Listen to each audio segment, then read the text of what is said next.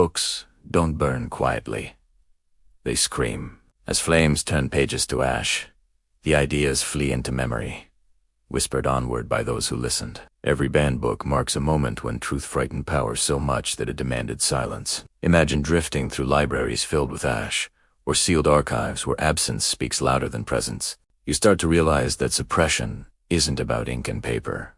It's about influence. It's not about the words themselves, but who gets to control their meaning. From ancient clay tablets to modern digital files, forbidden knowledge has always left scorch marks on history, waiting quietly beneath civilizations that believed forgetting was the only way to survive. Long before printing presses even existed, texts were banned by simple erasure. Legends were stripped of their details, chronicles were rewritten, and entire libraries were deliberately lost to time. Ancient civilizations knew that controlling the stories meant controlling destiny itself. Today, archaeologists uncover fragments of this censorship in broken tablets and missing chapters. They find maps that once showed drowned lands and vanished cities, manuscripts describing cycles of climate collapse and rebirth. This knowledge was preserved for a moment, then hidden away again. It suggests that humanity has repeatedly buried its own warnings, all to preserve order, faith, and authority during moments of fear and chaos.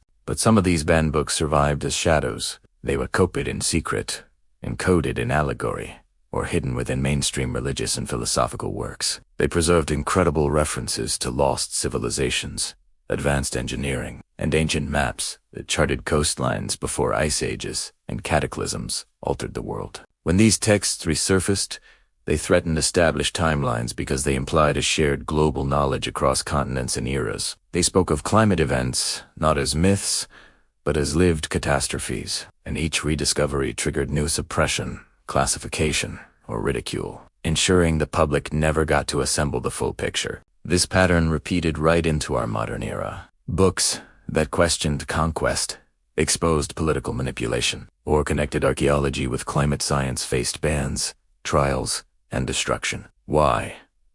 Because written evidence has a permanence that speech lacks. Once an idea is on paper, it can outlive entire regimes. Today, technology helps us resurrect these banned works, digitally scanning burned pages and restoring censored passages. But this access also triggers new forms of suppression, algorithms burying reach, platforms removing context, and powerful institutions framing revelation as misinformation. All these banned books form a hidden archive of humanity, a persistent warning that suppression is cyclical. As archaeology, climate data, and recovered texts all converge, they reveal a past that was repeatedly edited to preserve power during times of instability. The real question isn't why these books were banned, but what futures we avoided by silencing them. Each destroyed page narrowed our imagination and delayed our preparation. Knowledge always survives repression, but societies may not survive ignoring it when fear governs memory and truth becomes dangerous once again. Thanks for watching.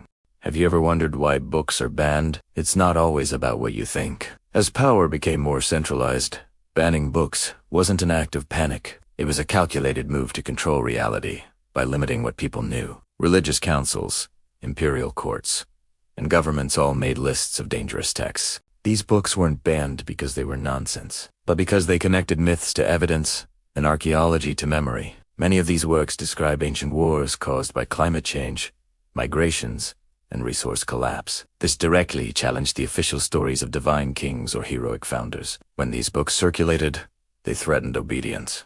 They suggested that leaders weren't chosen by fate, but were just stuck in repeating historical cycles. This called for humility, not blind worship. A lot of forbidden books focused on lost civilizations whose ruins contradicted official history. They described cities far older than accepted timelines, technologies that seemed impossible for their time, and ancient maps showing continents before cataclysms reshaped the world. Later, when archaeologists actually found matching ruins, these texts became dangerous all over again. Why? Because written testimony combined with physical evidence creates conviction. So, the books were labeled as speculative, mystical, or even fraudulent, even as their accuracy became harder and harder to deny. The strategy shifted from burning them to simply marginalizing them, making sure they existed but held no authority.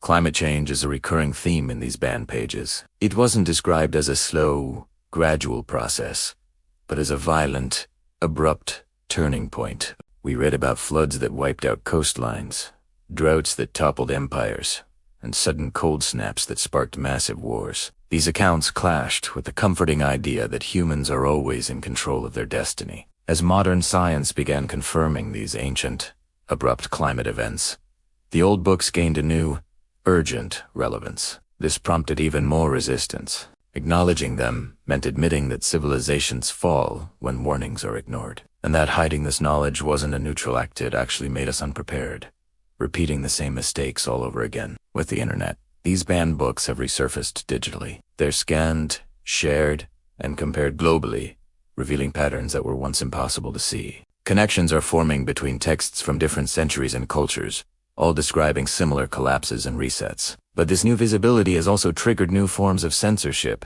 Content gets flagged, access is restricted, and credibility is attacked.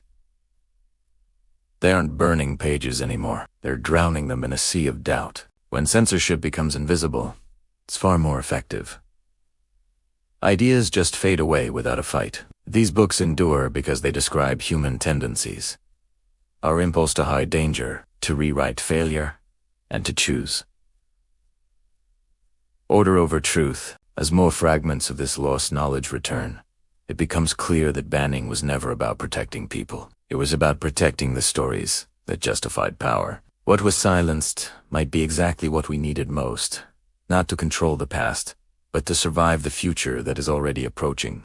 Imagine banned books, not as dusty relics, but as messages delayed by fear. As our climate destabilizes and political certainties fracture, the warnings they carried suddenly feel unnervingly real. Archaeology is now confirming ancient floods, migrations, and collapses that were once dismissed as myth. Old maps, once called fantasy, are matching coastlines newly revealed beneath our rising seas. This alignment reveals the true costs of suppression. For generations, we were taught fragments instead of patterns, heroes instead of systems, and endless progress instead of natural cycles. We were left confident but unprepared, advanced yet repeating the same mistakes that ended entire worlds before ours. Our education systems showed the aftershock of these bans. When books vanish, the questions they ask vanish too. Curiosity narrows into memorization. Students inherit conclusions without ever understanding how fragile they are.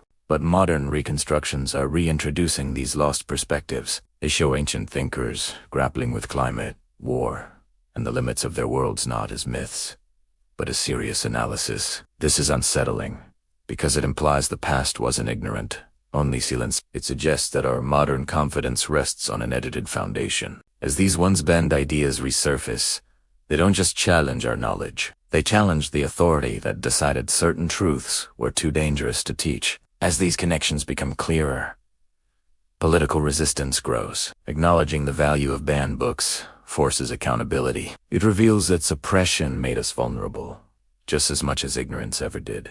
Governments and institutions react with caution, often framing this rediscovery as dangerous speculation while quietly reinforcing their approved narratives. But data is accumulating faster than denial can manage. Digital archives are linking ancient texts, archaeological ruins, and climate records into a single, coherent warning. This convergence gives us a choice. Do we continue to treat this knowledge as a threat, or do we accept it as our inheritance? Incomplete, yes, but essential for our survival. Here's the most chilling part. The banned books were rarely wrong in spirit. Even if their details were flawed, they preserved the memory of consequences. What happens when power ignores warnings and suppresses discomfort? Across centuries, the same themes repeat. Floods erased coastlines, wars followed scarcity, and societies collapsed while insisting on their own permanence. Banning these stories only delayed recognition, allowing the cycles to restart under new names. As our present echoes these ancient patterns, the urgent question isn't just asterisk, what asterisk was banned, but asterisk, why asterisk?